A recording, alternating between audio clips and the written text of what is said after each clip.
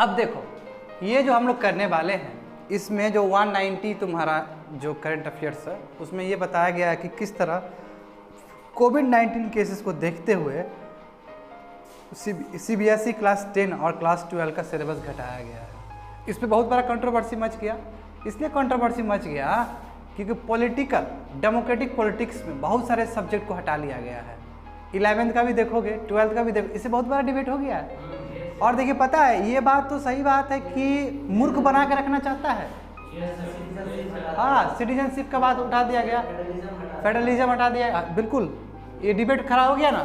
तो उसके बाद एजुकेशन मिनिस्टर को आना पड़ा और उसको बोलना पड़ा कि आप एक डायमेंशन देख रहे हैं, दूसरा डायमेंशन भी देखिए। बहुत सारा चैप्टर दूसरे तरीके से भी हटाया गया है। करेक्ट बात है ना, 2-3 दिन पहले की बात है।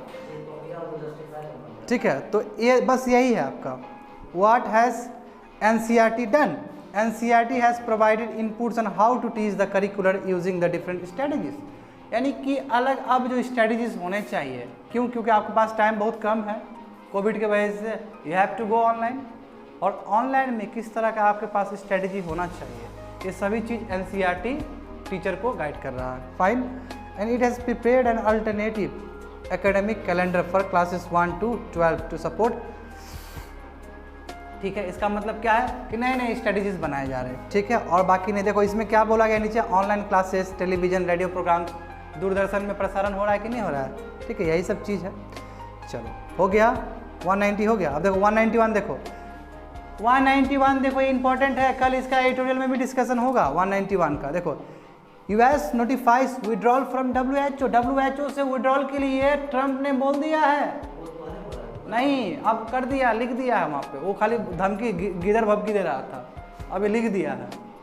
ठीक है ना, अब यही कल एडिटोरियल बताएंगे आपको, इससे रिलेटेड एडिटोरियल है, इसका रिपरकशन क्या होगा WHO पे भी और US पे भी, कल एडिटोरियल में करेंगे हम लोग। देखिए ट्रंप एडमिनिस्ट्रेशन ने क्या कि नोटिफाइड कर दिया है कि यूनाइटेड नेशंस को कि of its withdrawal from the WHO से हम निकल रहा है।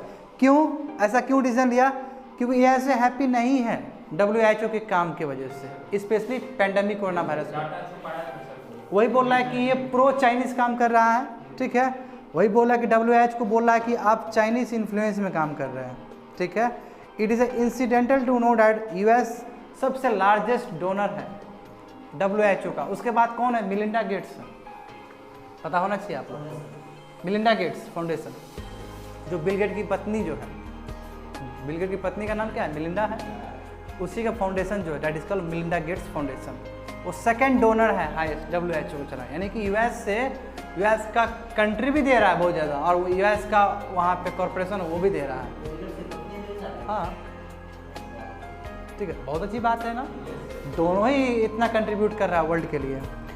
It takes effect in year. आप देखिए, मगर जैसे हाँ बिहार में भी इंफ्रास्ट्रक्चर पे काम किया है। देखिए it takes effect in year, मगर आज आप नोटिफाइड कर दिए, 1 साल लगेगा आपको एग्जिट। जैसे देखिए वो ब्रेग्जिट का ब्रिटेन निकला, उसके लिए भी 1 साल चाहिए था उसको, यूरोपियन यूनियन से ब्रेग्जिट हुआ ना जी। तो क्या है कि ये आपका जुलाई 6, 2021 को निकलेगा। ठीक है, और मगर देखो हुआ क्या, ये बात तुम लोग को समझ लो, हुआ क्या मगर कि वहाँ का जो कांग्रेस है उसने इस पर रोक लगा दिया है। कल मैं एडिटोरियल में बताऊंगा इसका, आज मैं भेज दूंगा। US का जो कांग्रेस है इस पर होल्ड कर दिया है। क्यों? क्योंकि अभी फ्रेश इलेक्शन होने को है नवंबर में, सरकार तो गिरना है इस बार ट्रम्प का, जो अनुमान लगाया जा रहा है, ऊपर नीचे हो सकता है, ये अलग बात है। ठीक है, अब देखिए जो इसमें UN सेक्रेटरी जनरल है एंटोनियो गुटेरेस, ये कौन है? ये इथोपिया का आदमी है। इथोपिया का ये फॉरेन मिनिस्टर भी रह चुका है, पता है आपको? हाँ, चाइना से लिंक है, एक्सीलेंट। क्योंकि इथोपिया में ह्यूज इन्वेस्टमेंट है, चाइनीज़ इन्वेस्टमेंट है, वेरी गुड। ठीक है, इसलिए इसको बायस लाइन पे देखा जाता है। ठीक है, इन इस कैपेसिटी ये हो गया, बस ये समझ गया और कुछ नहीं है। समझ गए? मुद्दा यही था। शेषनाग और सुपर एनाकोंडा, देखो ये शेषनाग और सुपर एनाकोंडा क्या है? ये लंबा लंबा ट्रेन है, ट्रेन का नाम है शेषनाग और सुपर एनाकोंडा। ठीक है, अब देखो ये इंपॉर्टेंट इसलिए है कि शेषनाग का लंबाई कितना होगा? 2.8 किलोमीटर लॉन्ग होगा। ठीक है, और सुपर एनाकोंडा का क्या होगा? 2.1 किलोमीटर का होगा। ठीक है, अब तुम सोचोगे सर 2.8 किलोमीटर का लंबा ट्रेन होगा, क्या पॉसिबल है? हाँ पॉसिबल है। पॉसिबल इसलिए है क्योंकि अभी कोविड केस में क्या है कि ट्रेन नहीं चल रहा है, तो आराम से फ्लाइट ले सकता है। मालगाड़ी है जी, और जितना लंबा होगा उतना ही माल आ सकता है, तो इसलिए ये रखा गया है। देखो आप समझो, लॉन्गेस्ट फ्लाइट ट्रेन होगा ये भारत का। This are the names given by longer trains run on Indian Railways. अभी तक का Indian Railways created a record by operating the longest flight train named Cessna. ठीक है, द रैक हैड 251 वैगन्स होंगे pulled by 4 electric locomotives. 251 wagons मतलब क्या है? बुगी।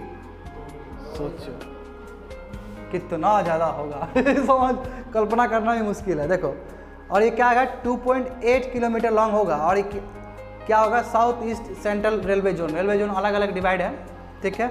और सुपर एनाकोंडा इसमें नहीं लिखा गया, वो 2.1 किलोमीटर का होगा। ठीक है, लिखा गया है तो फाइन है, नहीं है तो 2.1 किलोमीटर का। चलिए, मुंद्रा। देखो मुंद्रा तुम लोगों को पता होना चाहिए, मुंद्रा पोर्ट कहाँ पे है? तो गुजरात में है।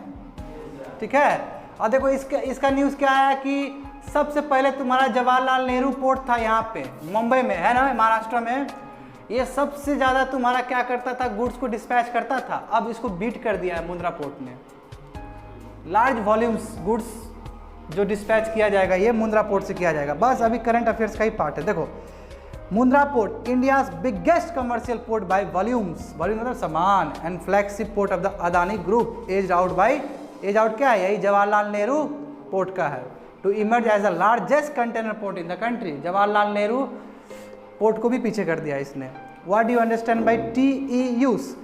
जो 20 फुट इक्विवेलेंट यूनिट है, देखो ये क्या है, ये वॉल्यूम नापने का तरीका है कि कितना गुड्स है।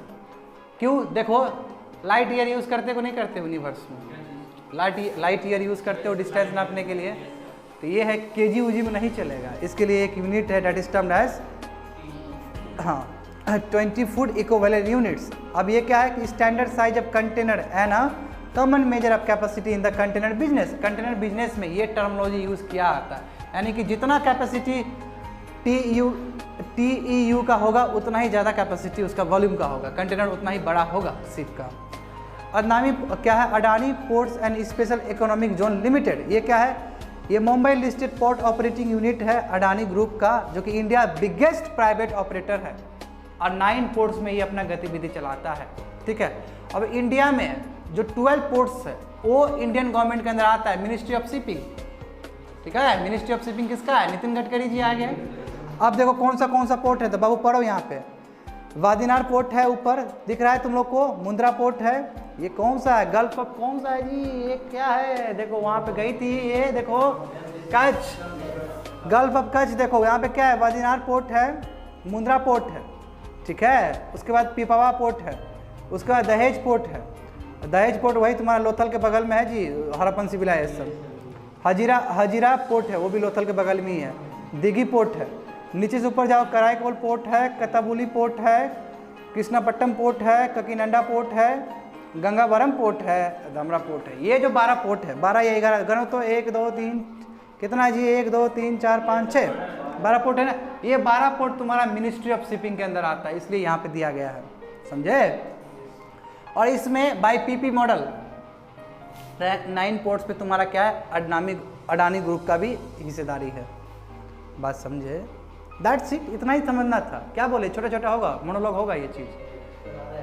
ठीक है, 11 है ना, 11 है, 11 है। गणो तो एक बार ठीक से, 1 2 12 होना चाहिए। देखो तो 1 2 3 4 5 6, 1 2 3 4 5 6, कहाँ भूल गए जी। मंथली ट्रेड सरप्लस आफ्टर, देखिए एक न्यूज़ आया है। ठीक है,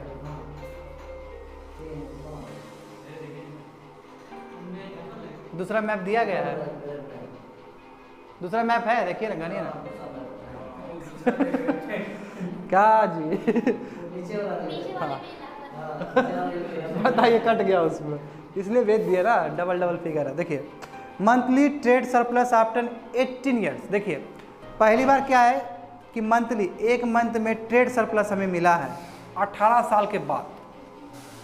big data, India register its first monthly trade surplus in over 18 years in June. तो क्या चीज़ में किया है, तो देखिए initial estimates for June show a trade surplus of around $800 million. यानी कि जून का 1 मंथ का देखा जाए तो हम लोग सरप्लस में आ गए हैं, जो कि अच्छी बात है। इंपोर्ट कितना किए हैं? 21.1 बिलियन। एक्सपोर्ट किए 21.9, घटा लीजिए वही 800 मिलियन है। समझ गए बात को? दिस वॉज मेड पॉसिबल, ये पॉसिबल इसलिए हुआ क्योंकि एक्सपोर्ट भी घटा है। एक्सपोर्ट क्या है? 12% घटा है। इंपोर्ट कुछ ज़्यादा घटा है, लगभग 50% घटा है। तो दोनों का जो रहेगा गैप करेंगे तो फायदा हुआ है। हाँ, पॉजिटिव हो गया। द लास्ट टाइम इंडिया का जो पॉजिटिव बैलेंस था वो जनवरी 2002 में था। 2002 मतलब जब अटल बिहारी सरकार था, ठीक है, उसमें 10 मिलियन हम लोग किए थे। तो बात समझे, एक न्यूज़ है, ये न्यूज़ उतना रिलेवेंट नहीं है, ठीक है ना, ये न्यूज़ नहीं, कोई रिलेवेंस नहीं है इसका। बस आपको ये समझ में बस यही समझ में आएगा ट्रेड सरप्लस, ये गणित, इसका डेटा कोई इंपॉर्टेंट नहीं है। देखिए 4th highest seizure of opium from India. देखिए ये तो बहुत इंपॉर्टेंट है, यूपीएससी क्वेश्चन पूछ लिया है इस पे, इंटरनल सिक्योरिटी पे। इस चीज़ को क्या बोला जा रहा है कि the 4th highest seizure of opium in 2008 was reported from India after Iran, Afghanistan और पाकिस्तान। ओपीएम का जो खेती, ठीक है, ईरान, अफगानिस्तान और पाकिस्तान के बाद इंडिया हो रहा है। गोल्डन सुने हैं कभी? गोल्डन एरियाज, वियतनाम और थाईलैंड, ये वाला, यहाँ पे ओपीएम एक टाइम में बहुत फेमस था, ठीक है। उसके बाद गोल्डन क्रस्ट आया, अफगानिस्तान, पाकिस्तान और ईरान, यहाँ पे ओपीएम उगता था। और अभी बोला इंडिया भी आ रहा है इस पे। तो देखो maximum of 644 tons of opium was seized in Iran में इतना सीज हो गया। और उसका 27 टन्स अफगानिस्तान में हुआ, 19 टन्स, यानी कि जाहिर सी बात है ये तीनों कंट्री बहुत प्रोड्यूसर है ओपीएम का, तभी सीज हुआ है। इन इंडिया 4 टन सीज हो गया। इंडिया 2018 में 4 टन हो, यानी कि इंडिया भी कर रहा है। वर्ल्ड का देखो ओपीएम 84% तुम्हारा वॉज प्रोड्यूस इन अफगानिस्तान। तभी तो अफगानिस्तान क्या है, वहाँ पे देखते हो बंदूक लोग खरीदता है, कहाँ से? यही एक्सपोर्ट से, अफीम बेच के। ओपीएम क्या अफीम है? ओपीएम बेच के क्या है, ये लोग पैसा लाता है और वहाँ पे स्टेट को गिराता है। डेमोक्रेसी जो बना के रखा है वहाँ पे क्या है, तालिबानी सब यही सब काम कर रहा है सब। म्यांमार देखो, म्यांमार भी अभी बताए थे ना, साउथ ईस्ट एशिया। म्यांमार भी 7% कंट्रीब्यूट करता है ग्लोबल प्रोडक्शन में ओपीएम का। देखो ये समझो, ये समझने वाली बात नहीं, मैं फिर भी समझ लो कि ओपीएम एंड हीरोइन, ये वर्ड सुनते हो ना, हीरोइन, ठीक है, ये वो वाला हीरोइन नहीं, बॉलीवुड वाला हीरोइन नहीं, ठीक है ना। हाँ, चरस। ओपीएम, अफीम और चरस में क्या अंतर है? बड़ा बात हो रहा है। देखो हीरोइन क्या है? हीरोइन तुम्हारा मॉर्फिन से एक्सट्रैक्ट किया आता है, इस मैन्युफैक्चर फ्रॉम द मॉर्फिन, जो कि तुम्हारा ओपीएम पॉपी से आता है। मॉर्फिन देखो, मॉर्फिन बनता है ओपीएम पॉपी से, फिर मॉर्फिन से तुम्हारा हीरोइन आता है, और अफीम का अलग से पौधा होता है, ठीक है। ये सब गांजा का प्रजाति है, जानते हैं ना, भांग, गांजा, ये अलग अलग प्रजाति है। हाँ, मॉर्फिन से ओपीएम बनता है। और ये सब पता है, ये यूजफुल ड्रग्स भी है, ठीक है ना, इंपॉर्टेंट ड्रग्स है जी। Globally opium poppy cultivation is falling but yield rise. बोला कि ग्लोबली कल्टीवेशन घट रहा है मगर इल्ड तो बढ़ रहा है।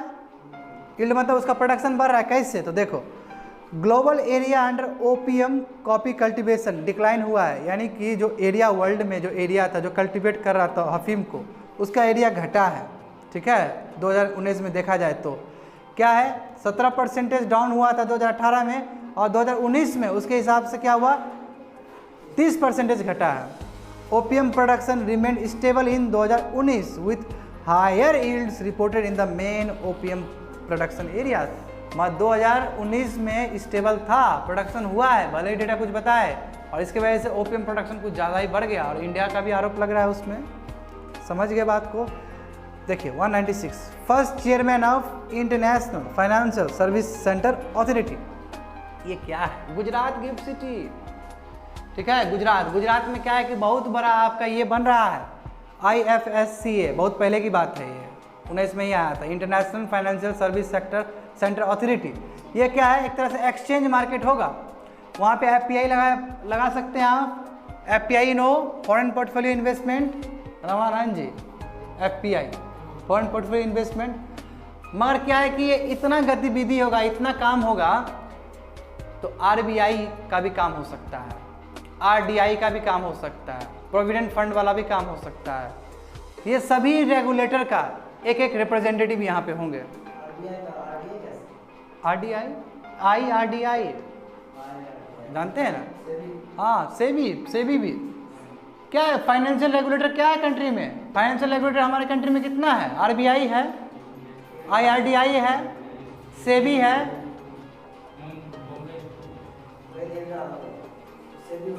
पेंशन, हाँ वो भी है।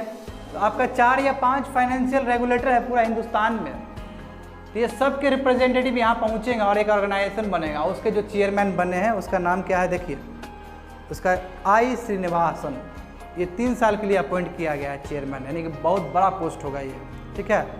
In December 2019 the bill to set up unified authority. अब यहाँ पे यूनिफाइड अथॉरिटी होगा जी। यूनिफाइड अथॉरिटी मतलब क्या है? क्योंकि यहाँ पे RBI से भी रिलेटेड काम है, IRDA से भी रिलेटेड काम है, पेंशन वाला रेगुलेटरी फंड से भी रिलेटेड काम है। इसलिए हम लोग यहाँ पे क्या किए, कन्फ्लिक्ट ऑफ इंटरेस्ट ना हो, समझे ना, दिक्कत ना हो, इसलिए हम यूनिफाइड अथॉरिटी बना दिए वहाँ पे, बात समझे। और वही यूनिफाइड अथॉरिटी में क्या होगा, will be the regulating all financial activities. जितने भी फाइनेंशियल एक्टिविटीज़ हो गए जहाँ पे RBI भी इन्वॉल्व हो सकता है, वहाँ पे IRDA भी इन्वॉल्व हो सकता है, प्रोविडेंट फंड वाले भी हो सकते हैं, वो सभी फाइनेंशियल एक्टिविटीज़ यहाँ पे दिया जाएगा। गुजरात के कौन सा IFSCA में, ठीक है। और ये पार्लियामेंट में पास हुआ। इन अप्रैल 2020 फाइनेंस मिनिस्ट्री ने इस चीज़ को बना दिया। ये क्या है, IFSA को बनाया है, यानी कि international financial service centre authority को बना दिया। तो इसका चेयरमैन होंगे और 1 मेंबर, और हर एक member will be nominated by each of the regulators. Regulators कौन है यहाँ पे? वही RBI, या इसमें नहीं दिया है, मैं बार बार रिपीट कर रहा हूँ, RDI, ठीक है। यहाँ से एक एक मेंबर आएंगे और एक चेयरमैन होंगे। जितनी भी फाइनेंशियल एक्टिविटीज़ है यहाँ पे किया जाएगा। ये एक तरह से स्टॉक एक्सचेंज की तरह काम करेगा, समझ में। गुजरात में गिफ्ट सिटी पहले भी बता चुके हैं, वही जैसे न्यूयॉर्क में है, न्यूयॉर्क में भी है आपका इंटरनेशनल फाइनेंस सर्विस सेंटर। हाँ, बिल्कुल यही था, यही एग्जैक्टली। देखिए एक टेंशन हुआ है, देखिए बहुत बड़ा टेंशन हुआ है इथोपिया में, ठीक है। इसमें क्या हुआ कि एक पॉपुलर सिंगर और जो कि पॉलिटिकल सिंगर था, ठीक है, उसका नाम क्या है, हकालू हुंदेसा, ठीक है। हुंदेसा का संदेशा आया और ये चल गया, ठीक है ना, मार दिया गया इसको। जब मार दिया गया, इतना बड़ा ये सिंगर था कि इसके विरोध में प्रोटेस्ट किया और 80 प्रोटेस्टर को भी क्या कर दिया गया, मार दिया गया है, ठीक है, डेथ कर दिया गया है। इससे क्या हुआ, इथोपिया में बहुत बड़ा एजिटेशन शुरू हो गया इथोपिया में, समझे। इथोपिया कहाँ पे है, हॉर्न ऑफ अफ्रीका, ठीक है, इथोपिया में। अब देखो यहाँ से तुमको कुछ ट्राइबल ग्रुप्स के बारे में सीखने को मिलेगा। देखो क्या है, Oromo is once again in the Oromo. देखो अरोमिया पहले भी न्यूज़ में था। अरोमिया क्या है, एक ट्राइबल ग्रुप है, एक जगह है, वहाँ पे एक ट्राइबल ग्रुप मिलता है। तो आगे देखो, the iconic musician belong to the largest but highly marginalised Oromo ethnic community. वहाँ पे अलग अलग एथनिक, जैसे यहाँ पे है ना झारखंड में मुंडास है, संथाल्स है ना, सिन्हालीज है, बहुत तरह का सिन्हालीज, सॉरी इधर का श्रीलंका का हो गया सिन्हालीज, तो ठीक है, इस तरह का बहुत सारा है। उसी तरह इथोपिया में तुम्हारा ये जो है अरोमा एथनिक कम्युनिटी बहुत फेमस है, जो कि लार्जेस्ट कम्युनिटी है, मगर फिर भी इसका वॉइस नहीं है ऊपर तक। वॉइस कैसे होगा बाबू, रिप्रेजेंटेशन से होता है। बाबा अम्बेडकर नहीं होते तो क्या SC ST को उतना मिलता, प्रबल नहीं मिलता, तो इसका वॉइस नहीं है, समझे। और he was killed on June 29 को हत्या हो गया इनका, ठीक है।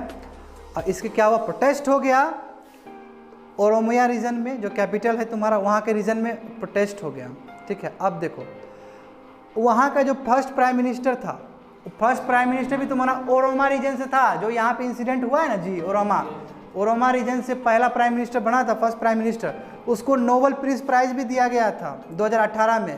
क्यों? क्योंकि उसने इरिट्रिया से बहुत अच्छा समझौता किया था। देखो इरिट्रिया में बोल रहा था ना जिबौती के बारे में बार बार, इरिट्रिया पीस, इतना पीस एग्रीमेंट किया है, इसको नोबेल प्राइज मिला था, ठीक है। अब आप समझिए कि गणित क्या है। ओरोमास जो एथनिक कम्युनिटी है, इसका गणित क्या है उस कंट्री में, इथोपिया में। ओरोमास कंप्राइज 1/3 ऑफ द पॉपुलेशन। ओरोमास क्या है, 1/3 पॉपुलेशन है। बात समझे, बहुत मैसिव है अमाउंट, 33% ओरोमास ही है। उसके बाद सेकेंड लार्जेस्ट एथनिक कम्युनिटी क्या है, अम्हार्स है। आपको यूपीएससी में इस तरह पूछा जाएगा कि ओरोमास कहाँ के हैं, तो दिमाग में तुरंत आ जाना चाहिए इथोपिया का है, ट्राइबल ग्रुप है ये। और सेकेंड वाले जो कौन है, वो अम्हारास है। ठीक है, अब बोला है कि एक और ट्राइबल ग्रुप है और एथनिक ग्रुप है, उसका नाम क्या है, दिगरियांस है। दिगरायांस है, जो कि मात्र 6% है पॉपुलेशन का। देखो बहुत इंपॉर्टेंट चल रहा है ये क्लास अभी का, स्पेशली एथनिक ग्रुप आएगा तो कान खड़ा कर लेना, पूछना ही है सिविल सर्विस को। एथनिक पे क्वेश्चन करना ही है सिविल सर्विस का, उठा कर देख लो पेपर 2014-15 से, हर समय पूछा है यूपीएससी ने। इसमें बोको हराम देखो है कि नहीं, हर समय पूछता है यार, अफ्रीका का हर समय पूछा जाता है यूपीएससी में। अब इसमें क्या है कि देखो एक जो है ये भी ट्राइबल ग्रुप है, दिगराम्स। ये मात्र पॉपुलेशन कितना, 6% पॉपुलेशन है। वो पावर में है, बताओ वो पावर में है, और इसको दबा के रख दिया, किसको, ओरोमा को दबा के रख दिया। समझे, यही कहानी था इसका। Overall the fault line are still continue, और अभी तक ये फॉल्ट लाइन है, जिसके वजह से इतना बड़ा प्रोटेस्ट हो गया। समझे। अब देखो इलोफिया ऑब्टुसा एक रियर ऑर्किड है। ऑर्किड समझते हैं, ऑर्किड जानते होंगे आप लोग। हाँ, हमको नहीं पता, जैसे कि सिक्किम में भी बहुत फेमस ऑर्किड है, गुरास के, वहाँ गुरास कहा जाता है। ठीक है, गुरास वहाँ का तुम्हारा बहुत सुंदर होता है देखने में। ठीक है, अब देखो ये न्यूज़ इसलिए इम्पॉर्टेंट है कि 100 साल के बाद फिर से रिडिस्कवर्ड किया गया है इस स्पीसीज को। ठीक है, हिंदू से स्ट्रेट फॉरवर्ड लिया गया है। देखिए, और रेयर ऑर्किड स्पीसीज जिसका नाम है ओलाफिया ऑब्टुसा, जिसको हम लोग ग्राउंड ऑर्किड भी कहते हैं, ये रिडिस्कवर्ड किया गया इंडिया में आफ्टर 100 ईयर्स। बड़ी बात है, जो एक्सटिंक्ट हो चुका था उसको फिर से रिडिस्कवर्ड हुआ, तो यूपीएससी के लिए बन गया चांस पूछने का। अब क्या है, इज इट क्रिटिकली इंडेंजर्ड? बिल्कुल हाँ, 1902 में, यानी कि पार्टीशन ऑफ बंगाल होने से पहले, ठीक है, इसको क्रिटिकली इंडेंजर्ड IUCN की रेड लिस्ट में घोषित कर दिया गया था। ठीक है, अब ये कहाँ पाया गया, Dudhwa tiger reserve in Uttar Pradesh. Uttar Pradesh में दुधवा यहाँ पे, ठीक है, जहाँ पे सीमा बल है, सीमा सशस्त्र बल है, जो वो एरिया देखता है SSB।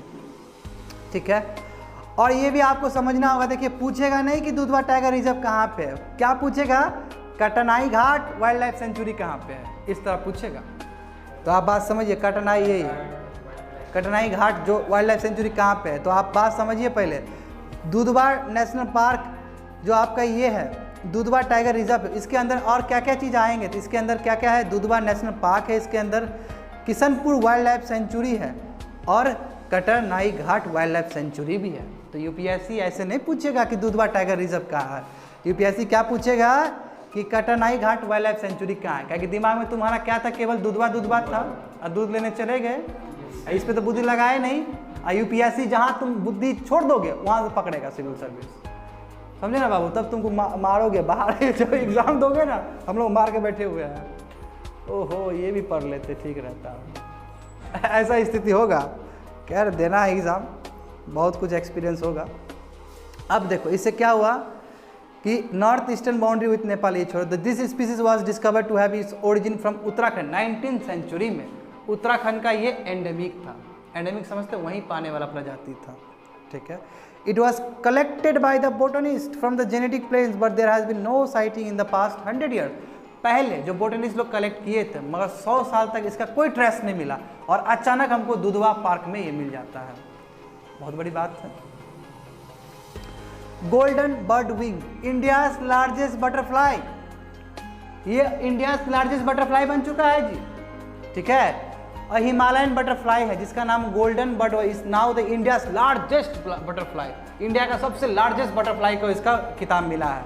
और पहले क्या था ये हम लोग जानेंगे। पहले क्या था, साउदर्न बर्ड विंग जो था उसके पास रिकॉर्ड फॉर 88 ईयर्स। ठीक है, 88 ईयर्स तक सबसे बड़ा हम लोग जो बोल रहे थे बटरफ्लाई, किसको बोल रहे थे, साउदर्न बर्ड विंग को बोल रहे थे। क्यों ऐसा बोल रहे थे, जो विंग स्पैन है, विंग समझते हो, जो पंख है, बटरफ्लाई का पंख होता है ना, पंख का स्पैन कितना था, 190 मिलीमीटर तक था इसका।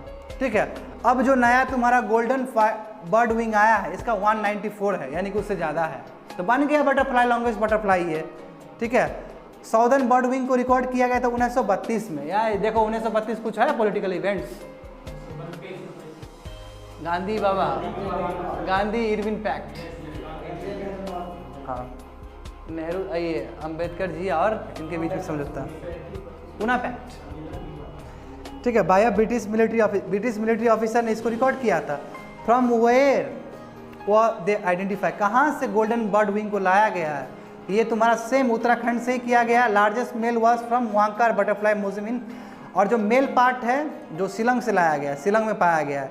The only measurement used in the study of इस विंग स्पैन, बस इसमें सिंपल कॉन्सेप्ट रखने के लिए बस विंग स्पैन देखते हैं कि विंग समझ रहे हो, जो उसका पंख है ना, उसका कितना लंबाई है, कितना वाइड है, उसी से हम लोग बोल देते हैं कि सबसे लार्जेस्ट है या छोटा है। अब देखिए एविडेंस अबाउट एयरबॉर्न स्प्रेड, यही बात चल रहा था ना रमानंद जी कि SARS-CoV-2 अब क्या है, एयरबॉर्न हो चुका है। देखो ये न्यूज़ आ गया, इसमें इस तरह का न्यूज़ मिलेगा तुमको और इस पे तुम रिलाई कर सकते हो 100% बिना कुछ सोचे समझे। तो WHO ने भी एक्नॉलेज किया है कि एविडेंस आया है कि एयरबॉर्न स्प्रेड होना शुरू हो गया, इसलिए मास्क वगैरह बैठो। ये जब हम रिसर्च कर रहे थे, इस पर लिख रहे थे, डाल रहे थे, कॉपी पेस्ट कर रहे थे, तो हम बोल रहे थे कि बच्चा लोग पे इसका इम्पैक्ट पड़ेगा जरूर। समझ रहे हो ना, देखो क्यों, पहले का व्यू क्या था और प्रेजेंट व्यू क्या है समझो। WHO has previously said that virus spreads primarily through small droplets expelled from the nose and mouth on an infected person that quickly sink to the ground। पहले WHO क्या मान रहा था अपने ब्रीफिंग में कि जो वायरस स्प्रेड होगा वो नाक के ड्रॉपलेट्स हो सकता है, छींक से हो सकता है और वो सिंक हो जाएगा, यानी कि ग्राउंड में गिर जाएगा, वाटर ये नहीं रहेगा।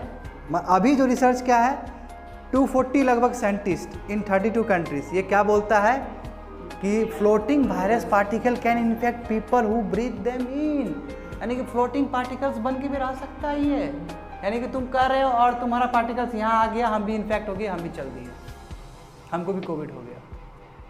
ये समझो कि ये जब क्राइसिस आ जाएगा ना सब कंट्री में, बहुत मासाकार हो जाएगा। बात समझ रहे हो, आराम से लोग मर जाएंगे, आराम से लोग बनेंगे, आराम समझते हो। हॉस्पिटल में बेड पूरी तरह से वो है तो सोचोगे ठीक है, अब हॉस्पिटल में क्या मरेंगे, यहीं मर जाते हैं, ये वाला स्थिति आ जाएगा। यही हम सोच रहे थे कि तुम लोग को बताएंगे तो कैसा रिएक्शन होगा तुम लोग का। As per the scientist those smaller exhaled particles can linger in the air, वही तो बोल रहा है, ये छोटे छोटे पार्टिकल्स नोज के थ्रू या थ्रोट के थ्रू ये पार्टिकल्स लिंगर हो सकते हैं, यानी कि सेटल डाउन रह सकते हैं ईयर में। The possibility of airborne transmission in public setting specially in the crowded closed poorly ventilated settings cannot be ruled out, however it was not definitive। मैं ये एब्सोल्यूट नहीं है, ये रिसर्च चल रहा है, ठीक है ना, इसको हम लोग पूरा प्रमाण नहीं बोल सकते हैं। More clarity on scientist assessment, scientist का जो असेसमेंट है उसमें देखो, इसमें क्या बोला गया है, 239 साइंटिस्ट जो कि 32 कंट्रीज में ये क्या वन किया गया है, क्या वन किए हैं कि corona virus can float as small droplets in the air, पहले बता चुके हैं। Till now WHO has maintained that the virus is spread mainly by large droplets। पहले क्या बोला जा रहा था WHO के द्वारा कि वायरस केवल लार्ज ड्रॉपलेट से फैल सकता है, जब पीपल कफ हो, स्नीज हो या फिर डायरेक्ट कॉन्टैक्ट में आए, इसलिए सोशल डिस्टेंसिंग का बात करते हैं, इसलिए हम मास्क का बात करते हैं, करेक्ट। दूसरा देखो, the scientist are saying smaller droplets that remain airborne for longer days can transmit the virus, जो छोटा छोटा ड्रॉपलेट्स जो एयर में ताकत रखता है रहने का वो भी ट्रांसमिट कर सकता है, ठीक है, ये डेंजरस चीज़ है ना। At the same time they can travel over distance greater than 1/2 metres, 1-2 metres तक इसका रेंज जा सकता है। 1-2 मीटर समझते हो कितना डिस्टेंस होगा? 1-2 मीटर, 1 से लेकर 2 मीटर, हाँ यहाँ तक होगा, इतना डिस्टेंस में आ जाएगा। तुमको हुआ, हमको भी हो गया एयरबोर्न, समझे।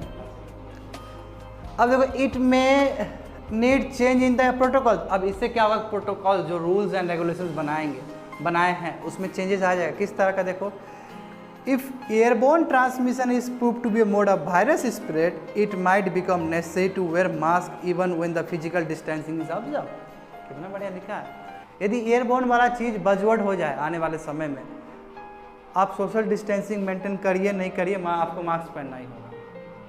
ठीक है, उस हिसाब से तुम बहुत सही चल रहे हो नीतीश, ठीक है। It requires new regulations for the indoor ventilation, indoor ventilation जो होगा इसके लिए नए प्रोटोकॉल्स आ जाएंगे, और जो सर्कुलेटिंग एयर में जो सर्कुलेशन होता है उस पर भी नया काम होगा। क्यों? यहाँ बैठे हुए हैं, एसी घूम रहा है, तुरंत जाएगा। US with nearly 3 million infection is topping the list, ठीक है। जानते हो कि यूएस में सबसे ज़्यादा इन्फेक्शंस है, उसके बाद ब्राज़ील है, ठीक है। इंडिया भी आ चुके हैं 3rd पोजीशन पे बाय क्रॉसिंग 7 लाख। बताओ, बाप रे बाप, 7 लाख केसेस हो गए। लास्ट वन है जी, ख़त्म कर दिया मैंने। बुबोनिक प्लेग इन चाइना, ठीक है। ये देखो चाइना का कल भी न्यूज़ देखे थे ना हम लोग, स्वाइन फ्लू से रिलेटेड देखे थे, ठीक है। स्वाइन फ्लू देखे थे। इनर मंगोलिया चाइना का पार्ट है, जानते हो ना। इनर मंगोलिया चाइना का पार्ट है, चाइना का हिस्सा है, मंगोलिया कंट्री है। इनर मंगोलिया क्या है?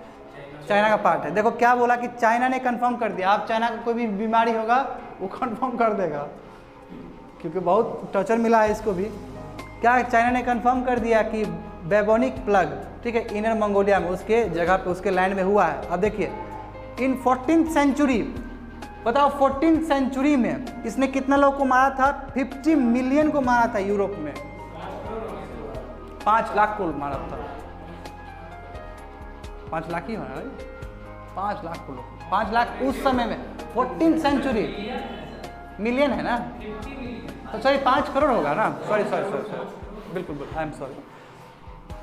बताओ 14th सेंचुरी में पूरा आबादी को ही साफ कर दिया इसने, बिल्कुल 5 करोड़ होगा, आई एम सॉरी, ठीक है। तो देखो बेबोनिक प्लग होता क्या है ये समझो, ये कहाँ से होता है, ठीक है। ये क्या है, इसकी वजह से क्या होता है? It is called bubonic plague because of swellings, ठीक है, that erupted on the bodies of the infected. ये स्वेलिंग्स हो जाता है और इन्फेक्टेड पर्सन के ऊपर स्वेलिंग्स क्रिएट होता है, ऐसे muscles. The infectious disease is caused by the bacteria, ये बैक्टीरिया से होने वाला चीज़ है। उस बैक्टीरिया का नाम क्या है? Yersinia pestis. It is a found in small mammals, ये स्मॉल मैमल्स में पाए जाते हैं। It is a transmitted through the bite of the infected fleas, जो छोटे छोटे फ्लीस होते हैं, ठीक है, जो इंसेक्ट्स होते हैं, इसके थ्रू होता है, या फिर डायरेक्ट कॉन्टैक्ट के थ्रू आ जाएगा, टिश्यूज़ वगैरह, उससे भी हो सकता है, या फिर इन्फेक्टेड रेस्पिरेटरी ड्रॉपलेट्स, वही कोविड वाला, इससे भी इन्फेक्शन बढ़ सकता है। थोड़ा और जान लेते हैं बेबोनिक प्लग के ऊपर। If untreated bubonic plague can become fatal, यदि उसको ठीक से ट्रीट नहीं किया है तो डेथ हो सकता है। फैटल मतलब क्या है? डेथ, ठीक है। Bacteria can invade the blood stream, अब ब्लड स्ट्रीम के अंदर घुस जाएगा और तुम्हारा फैटल कंडीशन तक पहुंचा देगा, पूरी तरह से लंग्स को इफेक्ट कर देगा। इनक्यूबेशन पीरियड क्या है कि जहाँ पे तुमको सिम्टम्स दिखेगा तो वो 1 दिन से लेकर 7 दिन तक, यानी कि तुमको इन्फेक्शन हुआ है उस दिन में दिख सकता है या फिर 1 हफ्ता बाद भी दिख सकता है। Treatment is early diagnosis and use of antibody, इसमें एंटीबॉडीज यूज़ किया जाता है। क्यों? क्योंकि बैक्टीरिया से हो रहा है, बैक्टीरिया से होगा तो एंटीबॉडी से यूज़ किए जाते हैं। मगर देखो इसमें सबसे मैटर ऑफ कंसर्न क्या है? फैटिलिटी रेट 30% है, बहुत बड़ी बात है, यानी कि 100 आदमी को होगा 30 आदमी ऊपर, ठीक है। अब देखो गजब बात है इसका, देखो 3200 लोग को हुआ था इन्फेक्शन 2000 से लेकर 2015 तक, और उसमें से तो यहीं से डेटा लिए हैं कि 30%, ठीक है। That is the end of today's current affairs.